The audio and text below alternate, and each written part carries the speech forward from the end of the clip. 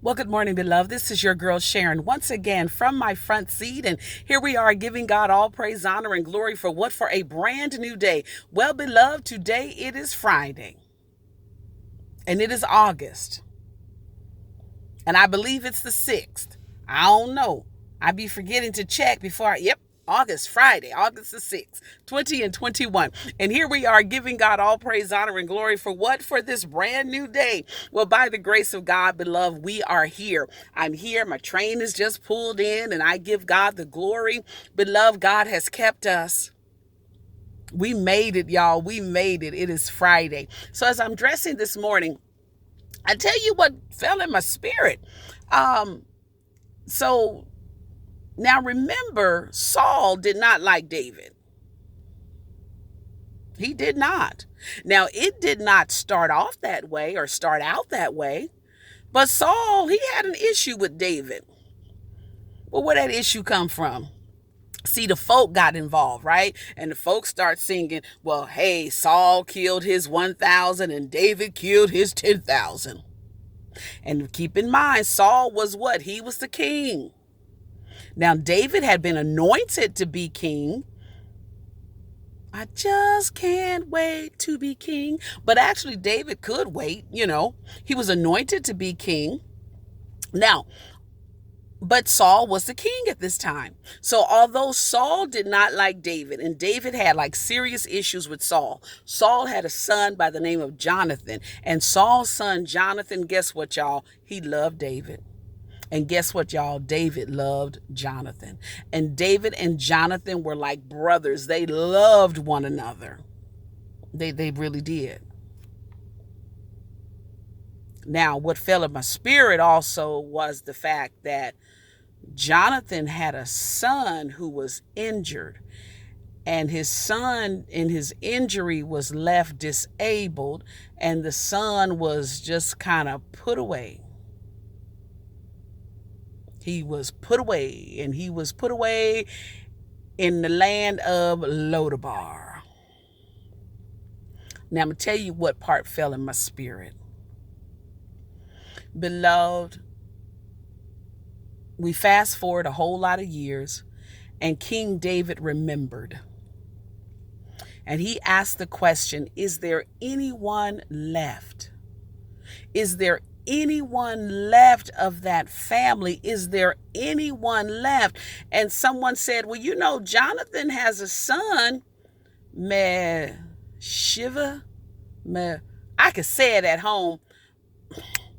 Meshiba, y'all know. At home, it came out perfectly. See, here come the security officer on this bike, y'all. So that's why I be looking, right? Because I just be seeing somebody ride up, and it's like not even 4 a.m., but it was a security officer. Mephibosheth. There we go. Thank you, Holy Spirit. See, what I don't think about it, it comes on out. Mephibosheth. And so he's down in Lodabar. And the king does what? Sends for him. And the king says, you know what? My house is your house. When I eat, you gonna eat. When I sleep, you gonna sleep.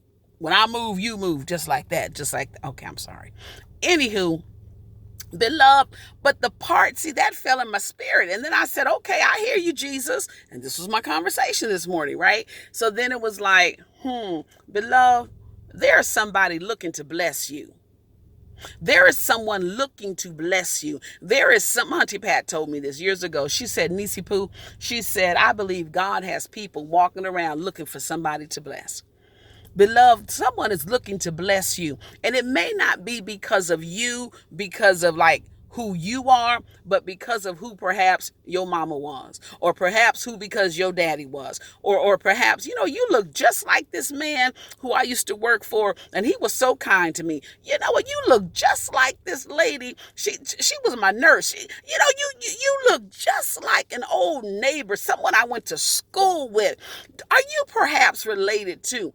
I've been looking for someone to bless. Beloved, as we go throughout this weekend, I want you to be encouraged, just knowing that God has someone looking to bless you specifically. You. And God will let you know. He'll let you know. I just believe that throughout this weekend, just hold fast. Hold fast. Hold fast. Do not give up. Hold up. Wait a minute. See, when I sit back, I don't look as puffy, but I guess I look puffy because I'm puffy. Well, y'all know what I'm about to say. Let me get out of this car, go over there, walk to track 1, get on that train, make my way into downtown LA, hop on the subway, get off, walk up that hill, go inside that building, and I'm going to render unto Caesar those things which belong unto Caesar. And if it be the Lord's will, we will meet again on Monday. From where? From my front seat. Now, before I say deuces, okay, so, I returned to work maybe a month and a half ago. So after a couple of weeks, I started taking calls, but just what's called service calls. They ask, you fill in the blanks on this and on that. Well, I think today I'm going to start taking like the whole scope, whole range of calls. Ooh, y'all pray for a sister.